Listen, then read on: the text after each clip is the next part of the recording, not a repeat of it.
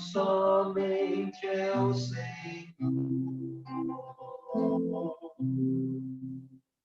Amém, amém. Que Deus nos abençoe.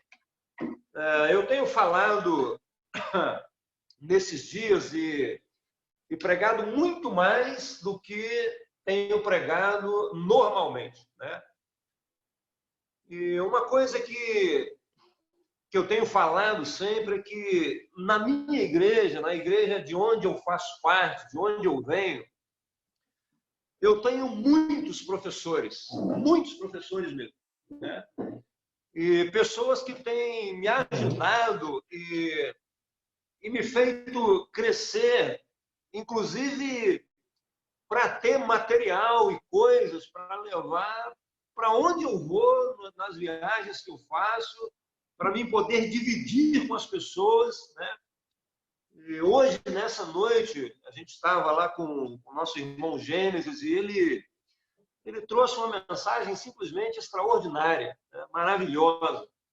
E a gente bebeu cada palavra e a gente tem bebido e tido o privilégio de beber dessa fonte e aprender com os nossos irmãos, mesmo aqueles mais simples, né? Que não têm assim tanto costume de pregar e de trazer a palavra de Deus. E nas reuniões de oração, assim, como é gostoso a gente poder ouvir eles e ouvir os pensamentos, as histórias, as coisas que Deus ele tem revelado a nós através desses irmãos, né? Tem irmãos que estão sintonizados conosco, que são irmãos assim de um potencial extraordinário, né? Como alguns aí de Rondônia, o Jonatas, que eu conheço bem, né? Como o nosso irmão, eu chamo ele de, vocês não vão conhecer, né? Eu chamo ele de Peco, né? Poxa, como o Peco, como é gostoso ouvir o Peco, né? E a gente fala muito mais do que ouve eles, né? Nessa noite, eu queria dividir com vocês algo que eu aprendi com um desses irmãos aqui da nossa igreja. E algumas coisas nós vamos falar são relacionadas a coisas que ele ensinou para a gente, né? Outras coisas que nós procuramos aprender. Mas eu queria que você abrisse a sua Bíblia no Salmo 43. No Salmo 43. E nós vamos ler o Salmo 43. O Salmo todo são apenas 5 versículos, né? E a palavra de Deus, ela vai dizer assim para a gente: faze-me justiça, ó Deus, e pleiteia a minha causa contra a nação contenciosa. Livra-me do homem fraudulento, injusto, pois tu és o Deus da minha fortaleza. Por que me rejeitas? Por que hei eu de andar lamentando sobre a opressão dos meus inimigos? Envia a tua luz e a tua verdade para que me guiem e me levem ao teu santo monte e aos teus tabernáculos. Então irei ao altar de Deus que é a minha grande alegria. Por que estás abatida, ó minha alma? Por que te perturbas dentro de mim?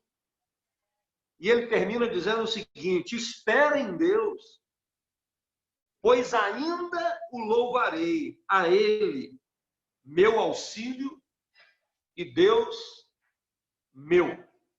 Deus meu. Hoje eu queria, rapaz, estar dentro do templo. Eu queria que fosse um dia, mesmo que fosse uma quarta-feira, e que tivesse um coral para poder cantar aquela música Tal Qual o Cervo Brama por Águas. E que numa parte desse hino diz assim: porque estás abatido, ó minha alma, e porque tu estás, enfim, perturbada, espere em Deus, espere em Deus. Como eu queria ter um coral para poder cantar essa música desse salmo, né? Como vocês sabem, todos os salmos, eles eles são uma música, são uma canção que Israel cantava, né? E esse salmo, o Salmo 43, ele, na verdade, ele é o complemento do Salmo 42. Eles são um salmo só. E ele é escrito por um homem que não tem o nome citado. E quando você olha a história desse salmo, você vai ver que o escritor do salmo ele é quase um ninguém, ele é quase um nada. Ele mostra o seu estado e ele se sente absolutamente insignificante. É só você olhar o verso 1 e o verso 2, como ele se coloca, como se ele não fosse exatamente ninguém, como se ele não representasse nada, como se ele fosse alguém que ninguém olhava para ele, ninguém ligava para ele, ninguém ajudava ele em nada, ninguém estava preocupado com ele. E essa é a letra dessa canção. E quando eu olho para essa letra, o jeito que ela começa, a maneira que esse homem ele está diante desse cenário tão desesperado, tão triste, eu começo a me perguntar quem era esse homem, ou quem eram esses homens, né? E por que eles escreveram essa música? E eu pergunto o que aconteceu com esses homens para que eles fizessem essas músicas, né?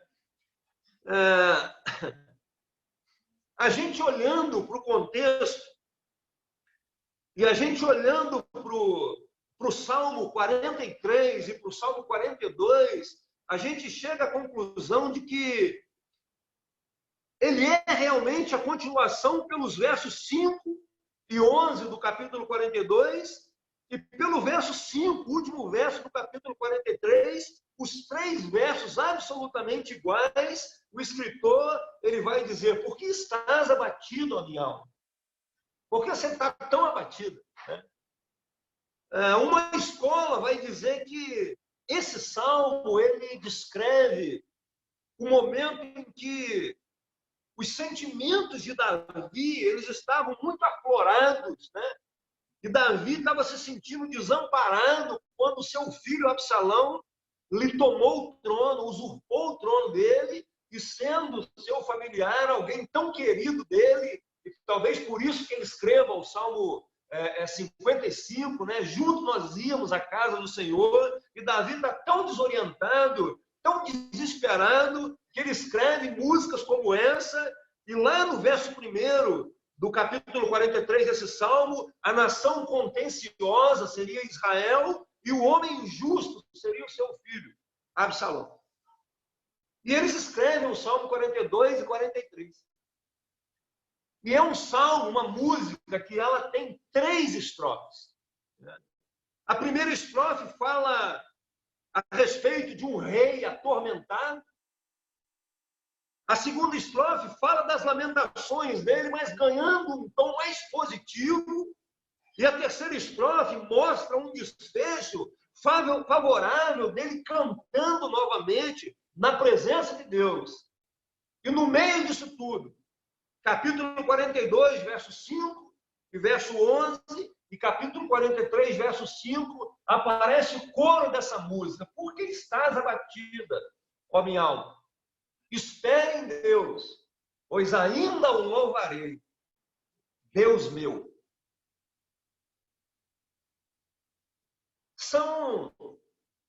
São interpretações, são conjecturas, são estudos. Mas eu queria, nessa noite, levar para uma terceira corrente, uma terceira escola. E essa terceira escola, ela traz aquilo que é uma certeza para todos, quando a gente consegue juntar os 2 salmos, o 42 e o 43, e a gente entende perfeitamente que esse salmo foi escrito pelos filhos de Corá. Ou Coré, talvez esteja escrito na sua Bíblia. E a gente vai para a história dos filhos de Corá, na palavra de Deus, e aquilo que aconteceu com eles, eles que eram da tribo de Levi, né? E que eram descendentes de Coate, filho de Levi, e que tinham uma responsabilidade maravilhosa no tempo de Israel, lá na época do deserto, com Moisés. Eles tinham o privilégio glorioso de ministrarem na casa de Deus. E esses homens, eles lembram da história deles e do privilégio que eles tiveram de um dia adorar a Deus, de fazer parte daquela nação que adorava Deus, de servirem a Deus na presença de todas as pessoas.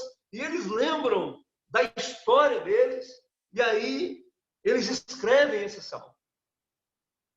Segundo Moisés, esses homens, eles eram notáveis. E lá em Números, no capítulo 3, a gente encontra no versículo 17 que Moisés, ele separa esses homens, esses levitas, esses descendentes de Coate, esses filhos de Coré, e eles separam eles, Moisés separa eles e dá a eles a oportunidade, o privilégio de serem relevantes, de serem importantes, né? E é interessante que a gente vai olhando a história desses homens, e lá no capítulo 8 de Números, a gente vê que eram homens puros, homens que diante das pessoas, eles faziam o tabernáculo acontecer. E as pessoas tinham um respeito profundo por essas pessoas. Toda a nação de Israel olhava para eles, era a única tribo de todas as 12, era a única tribo que foi separada com o intuito de louvar a Deus, de se apresentar diante de Deus e de representar aquele povo e levá-los diante do Senhor dele. Então, o ministério dessas pessoas aqui, desses filhos de Corá, dos escritores do Salmo 42 e do Salmo 43 que a gente acabou de ler, era algo extraordinário, era algo maravilhoso, eram pessoas absolutamente privilegiadas na presença de Deus. Mas eu creio que a maioria das músicas que foram compostas, ou, para ser mais preciso, todas as músicas que foram compostas para o povo de Israel, que estão lá no livro dos Salmos, as 150, todas elas, todas aquelas canções, as letras representavam algo que contava a respeito da história deles. Por exemplo, você vai lá para o Salmo 137 e diz assim: junto aos rios da Babilônia, nós nos assentamos e nós choramos, e nós lembramos da nossa terra, da nossa Sião querida. E eles dizem que o povo da Babilônia chamou eles e falou assim: canta para nós uma canção lá da terra de vocês. Mas o Salmo diz que eles penduraram as suas harpas, os seus instrumentos, e eles não tinham alegria de cantar. Por quê? Porque eles tinham sido dominados e levados como escravos para uma nação totalmente diferente da deles. E o pessoal dizendo: canta para nós, mas eles não tinham alegria. E eles compõem, então, o Salmo 137, aquela canção. Quando eles voltam para a terra deles, eles compõem o Salmo 126. Quando o Senhor restaurou a nossa sorte de Sião, nós ficamos como quem sonha. Então, toda música, ela remete a um sentimento do coração da gente. Quer ver? Vou trazer você para os nossos dias de hoje. Você se lembra de uma música de um cantor muito conhecido, principalmente lá no Nordeste, chamado Reginaldo Rossi? Você se lembra desse cantor? Talvez você seja muito crente, né? E você vai falar assim: ah, não lembro não. Então, eu lembro dele. E lendo um pouquinho da história do Reginaldo Rossi, que morreu há um tempo atrás, e lendo alguma coisa a respeito da biografia dele, a gente aprende que uma das músicas que mais fez sucesso na carreira do Reginaldo Rossi foi uma música da velhice dele. E a música era Garçom, aqui nessa mesa de bar.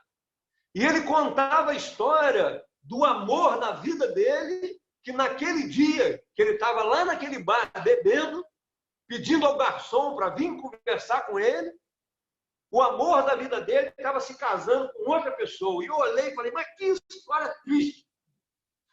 O amor da vida do cara está se casando com outra pessoa e ele está lá no bar enchendo a cara porque ele não aguenta o tédio, o bode, a solidão, e ele está lá. Eu não queria essa história para mim, não. De jeito nenhum. Eu não queria essa história para a minha vida. Mas quando eu olho para a história dos filhos de Corá, e eu olho para a história do Salmo 43, do Salmo 42, o que eu olho trazendo esse salmo para a vida deles e para a letra tem ser condizente com o passado deles e o que aconteceu com eles, eu digo para vocês assim, eu também não quero essa história para minha vida. Eu não quero. E eu queria extrair apenas 3 conceitos nessa noite sobre esse salmo e sobre aquilo que aconteceu. E por que eles estão escrevendo o Salmo 43? E a primeira coisa que eu quero deixar com vocês é a razão deles estarem escrevendo isso é porque um dia eles olharam para eles mesmos. Eles olharam para eles mesmos. E a Bíblia diz lá em Números, no capítulo 16, e no verso 3, que eles olharam e eles questionaram a liderança e o trabalho que Moisés e Arão faziam. E eles acharam que aquilo que eles faziam era pouco. E eu olho para esse texto e eu digo o seguinte, olha, maldito dia. Maldito dia. Esse dia que a gente olha para a gente e a gente acha que a gente é uma coisa, é alguma coisa. Maldito dia esse. Né? E eu olho para essa história e eu vejo aqueles homens, né? Aqueles homens, eles eram extraordinários. O privilégio que Deus deu para aqueles homens, sabe? O privilégio que Deus deu para eles viverem na sua presença, na casa dele, tendo intimidade com ele, podendo conversar com ele todos os dias, vendo a glória de Deus entrar dentro do tabernáculo, vendo todo o relacionamento que Deus ele tinha com aquele povo, dando sinais todos os dias, e eles acompanhando aquilo tudo ali, dentro da casa de Deus, como aquilo era extraordinário. Né?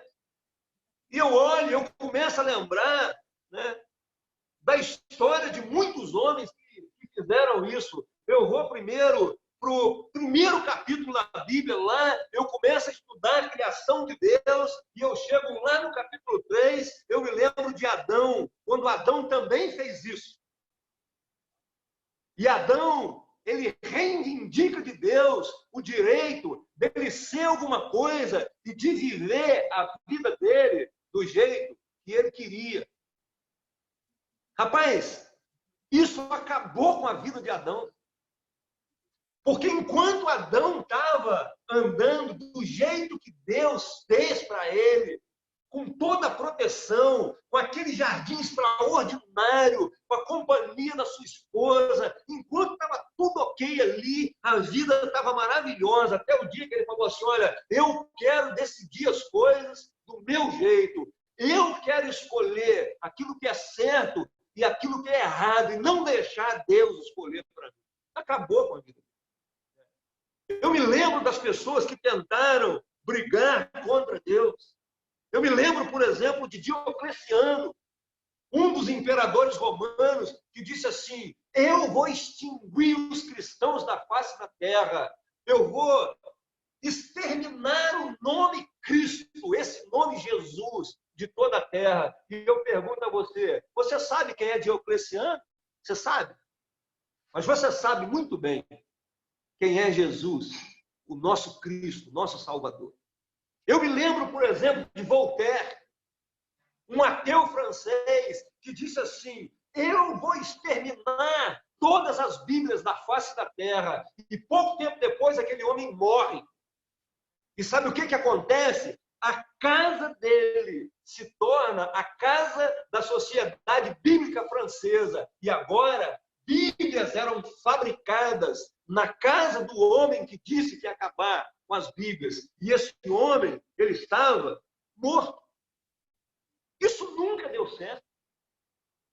O homem olhar para si, o homem se rebelar contra Deus, o homem se rebelar contra a igreja, o homem se rebelar contra as autoridades. E eu olho os filhos de Corá, sabe o que eles querem? Eles querem ser vistos.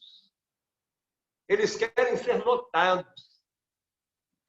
Ah, rapaz. Falando sobre isso essa semana, eu falava para o meu filho e para minha esposa. Às vezes a gente olha para nós e olha para o trabalho que a gente faz e a gente corre esse mesmo risco de achar que a gente é alguma coisa, de achar que a gente é mais santo do que alguém, de achar que a gente merece algo a mais do que alguém. Sabe o que acontece? Nós vamos ter que escrever uma canção de lamentação da nossa vida lá na frente, como esses homens, os filhos de Corá, eles estão escrevendo e dizendo assim: Senhor, o que aconteceu comigo? Sabe por quê? Porque eles perderam o foco no Deus Altíssimo. Em algum momento da vida, eles quiseram um louvor para eles mesmos. E sabe como termina essa história? No final do capítulo 16, a Bíblia diz que Deus, ele toma essa questão da mão de Moisés e a terra se abre. E a terra engole aquelas pessoas vivas. E eles são dizimados no meio da nação de Israel. Mas sabe o que mais me chama a atenção? E que eu acho assim de uma profundidade. E isso eu queria deixar para nós nessa noite, para todos vocês que estão tendo o privilégio de mais uma vez ouvir algo a respeito de Deus. O que me impacta o coração é o que está escrito no livro de Números, no capítulo 16 e no verso 9. Quando Moisés olha para eles e fala assim: vocês acham pouco aquilo que Deus deu o privilégio de vocês fazerem na casa dele? Vocês acham pouco? Será que vocês acham pouco o fato de Deus ter dado para vocês tudo isso que deu? Eu queria que você olhasse agora em volta de você, nessa quarentena, dentro da sua casa. Olha para a sua família. Olha para a sua vida. Olha para a sua mesa. Olha para a sua cama quentinha. Olha para os cuidados que Deus tem cercado você. E eu queria te perguntar, será que é pouco isso? Será que é pouco tudo aquilo que Deus tem dado para nós? Sabe, às vezes eu prego para multidão de pessoas, igual eu preguei no congresso de vocês aí em Ji-Paraná em janeiro, mas a maioria das vezes eu vou para o hospital e eu canto para uma pessoa só, e eu saio daquele quarto e às vezes eu fico falando para mim assim: Deus, o Senhor é maravilhoso demais, é misericordioso demais por deixar eu poder fazer alguma coisa num reino, sabe, na obra que é sua. Como que o Senhor pode usar uma pessoa como eu, simples?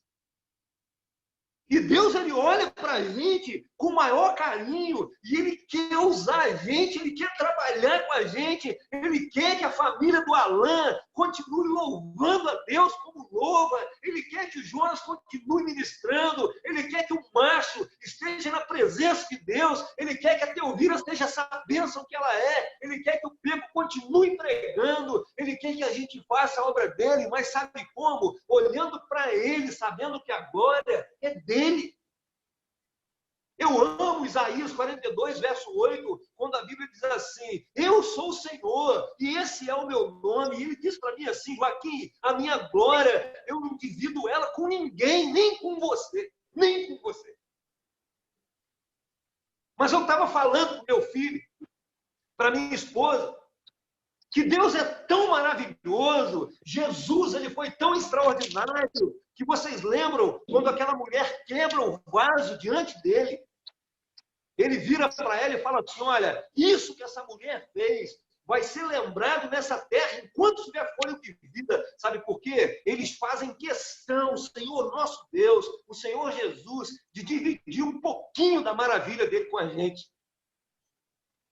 Ah, gente, eu olho para esse texto aqui, e a primeira coisa que eu falo, que eu aprendo, é nunca querer olhar para mim. Mas é nunca mesmo perder o foco de que quem nos dá todas as coisas é esse Deus maravilhoso. Segundo lugar, das 3 coisas que nós vamos falar nessa noite, nós podemos, irmãos, ao invés de ser bênção na vida dos outros,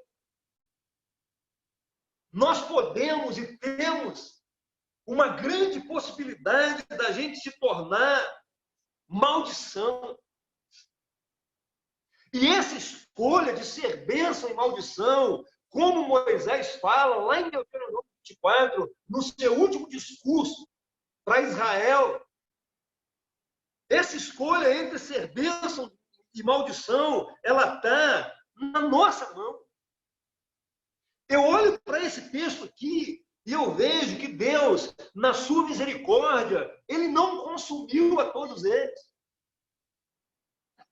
E ele não consumiu por uma razão simples, porque ele é um Deus que sempre quer e sempre fez isso. Ele sempre deu uma chance de recomeço. E eles então vão servir a Deus no tabernáculo e no templo. Mas eu volto ao passado e eu volto às pessoas que perderam a vida. E lá nesse capítulo 16, no verso 26 de Números, a palavra de Deus diz que Deus ele fala com Moisés assim: Moisés, fala para esse povo para não ficar nem perto da tenda de Corá, de Datã e de Abirão. Fala com eles para passar longe deles. Sabe por quê? Porque a minha ira ela vai se estabelecer sobre eles e eles vão pagar caro por isso. E sabe o que acontece? Toda a nação começa a fugir dos homens que antes eram bênção em Israel. E agora as pessoas sequer podem ficar perto deles. Eu olho para esses homens aqui, depois dessa história, e eu olho para eles escrevendo esse salmo e alguns outros salmos que eles escreveram, agora tendo o privilégio de servir a Deus de novo no templo, junto com Davi. E talvez o sentimento que se abateu no coração deles foi uma fama de rejeição, sabe? De serem zombados pelas pessoas. A sua família, ela se tornou uma vergonha para aquelas pessoas todas de Israel. E eu encontro aqui um aprendizado muito grande, é que viver longe de Deus, viver longe do Senhor, sempre, ele vai trazer coisas muito ruins para a nossa vida. Muito ruins. Uma vez eu ouvi uma frase, você já deve ter ouvido essa frase, ela diz assim: se algum dia você quiser navegar para longe de Deus, se algum dia você quiser navegar para longe de Deus, o diabo sempre vai ter um barco prontinho, preparado para te levar. Se algum dia você quiser navegar para longe de Deus, o diabo sempre vai ter um barco pronto para você empreender a sua viagem. Sabe por quê? Porque longe de Deus, longe da presença dele, nós vamos compor músicas e escrever a nossa história lamentando o dia em que nós viramos as costas para o nosso Deus, como eles escreveram. Em terceiro lugar, eu aprendo com esses homens que os nossos erros, os erros que eu e você podemos cometer, eles nos matam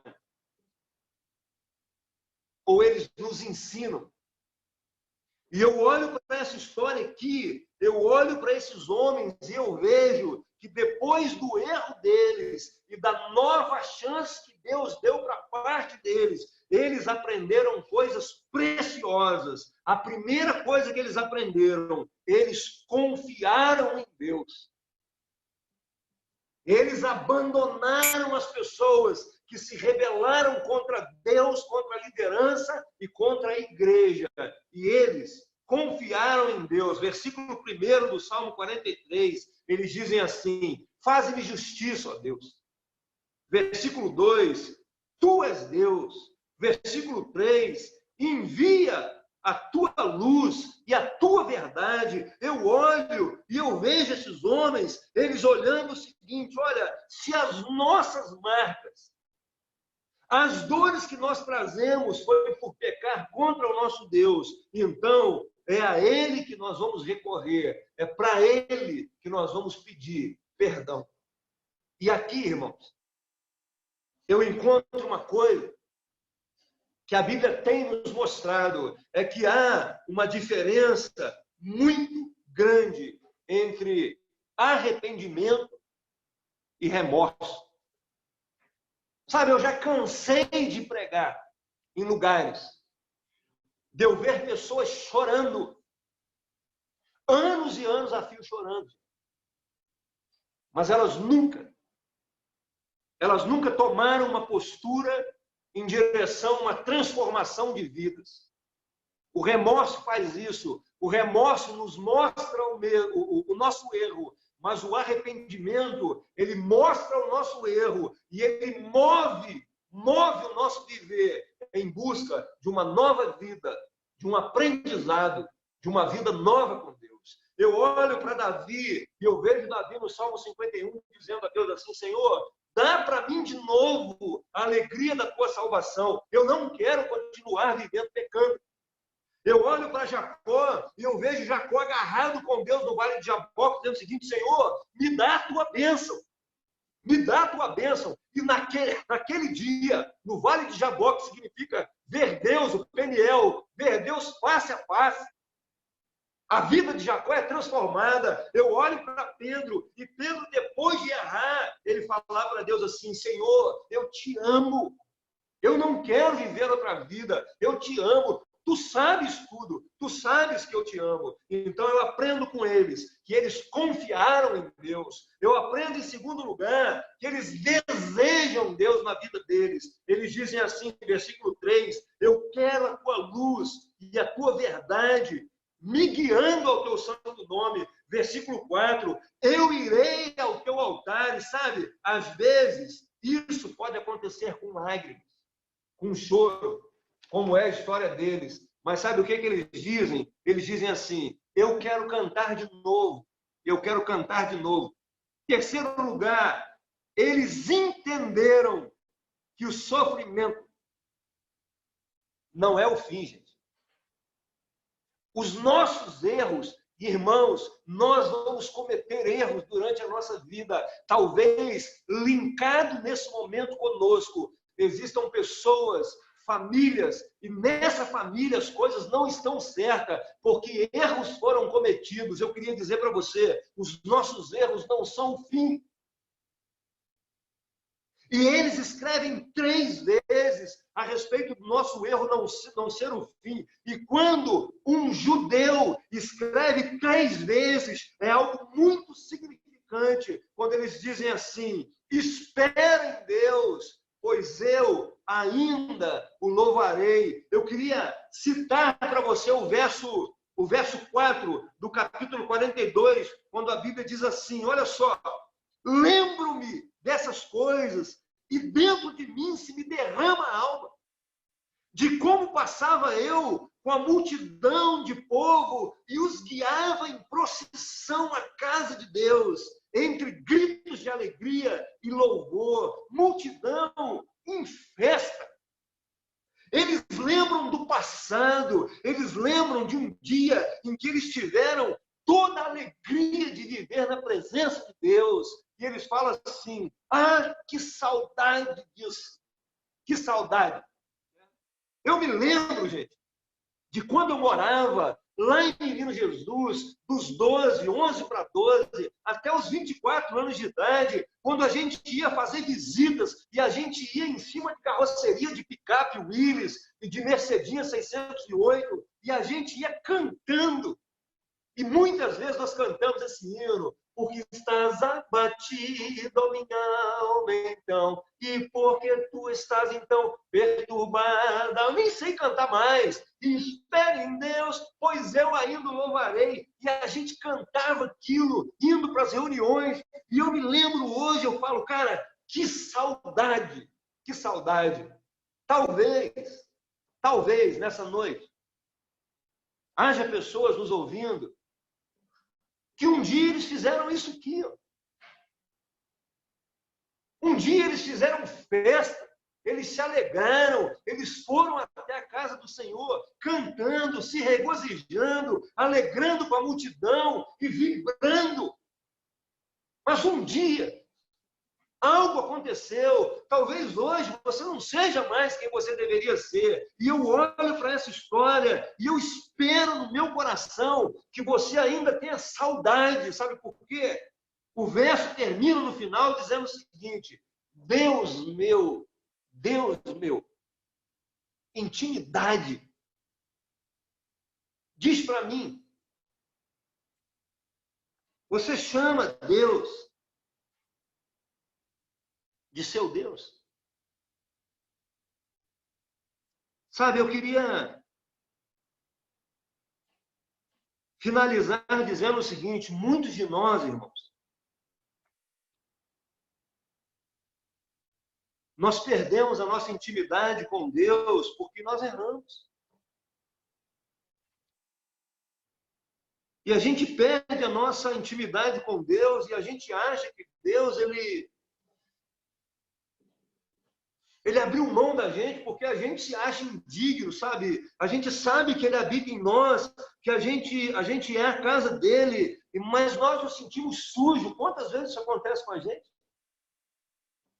O nosso proceder, a nossa vida, às vezes a nossa conduta com a nossa família, talvez a sua conduta nessa quarentena, sabe? Talvez algo aconteceu, ou algo esteja acontecendo, e você também olha para você e fala assim: olha, eu não tenho essa intimidade com Deus. E a gente tenta, de alguma forma, tirar Deus de lá do nosso coração, mas, sabe, fica um vazio tão grande e a gente sofre. E a gente tem que fazer uma música como o pessoal lá fez. Se sentindo indigno, se sentindo pequeno. Eu queria dizer para você nessa noite, eu amo as cartas de João, porque todas elas falam sobre amor. E eu leio 1 João capítulo 1, versículo 9, a Bíblia fala assim: se a gente confessar o nosso erro para o Senhor, se a gente pedir perdão para Ele, Ele perdoa a gente de tudo. E sabe o que Ele faz? Ele torna a gente limpo para a gente poder chamar Ele de Deus meu. De Deus meu. Para a gente ter intimidade com Ele. Então eu olho para essas pessoas sem nome, essas pessoas que perderam o entusiasmo e compõem essa música, e eu queria fazer um convite para você nessa noite.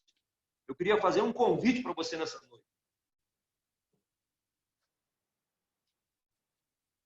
Não importa, sabe, o que aconteça, ou o que já tenha acontecido com você.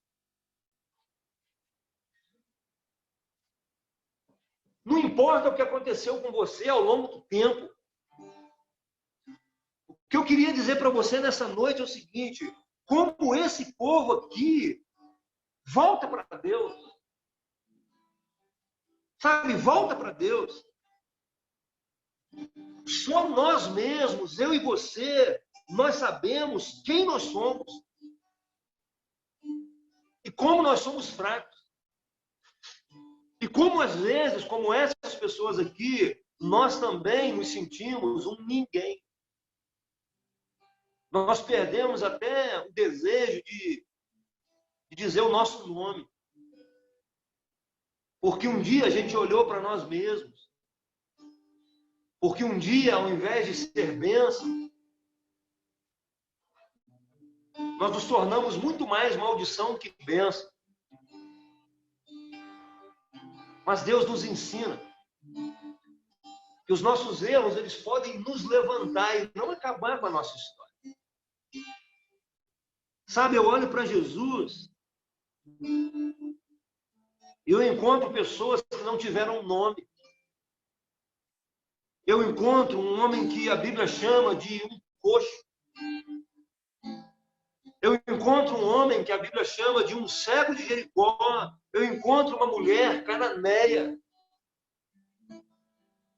Eu encontro uma mulher flagrada em adultério. Eu encontro uma mulher samaritana. Eles não tinham nome. A Bíblia não cita o nome deles. Mas sabe o que aconteceu? Eles encontraram um dia com o Senhor Jesus. E no dia em que eles encontraram o Senhor Jesus, a vida deles e a história deles foi transformada para sempre. Para sempre. Então eu só posso terminar nessa noite dizendo a você o seguinte: espera em Deus, pois eu ainda o louvarei, a Ele, meu auxílio, e Deus meu. Deus meu. Nessa noite você pode se virar para esse Senhor e dizer a Ele que Ele é o seu Deus. E você vai escrever uma história, uma canção muito diferente, talvez, da canção que você tem escrito a respeito da sua vida até o dia de hoje. E é isso que Deus quer de nós. Deus quer restaurar as nossas vidas. Deus quer colocar nos nossos lábios um novo cântico. Deus quer que a gente tenha intimidade com Ele, a ponto de chamá-lo o nosso Deus. Que Deus te abençoe. Que Deus reescreva a nossa história. E que Deus nos dê a alegria de poder chegar diante dele e cantar a respeito de uma história vivida, não decepcionando, mas dando prazer para ele, para que a gente possa ser contado, como Hebreus 11 diz, sermos homens dos quais o nosso Senhor não se envergonha de ser chamado o nosso Deus. Que Deus te abençoe. Que Deus te abençoe. Amém. Jonatas, eu volto a palavra para você, meu amigo.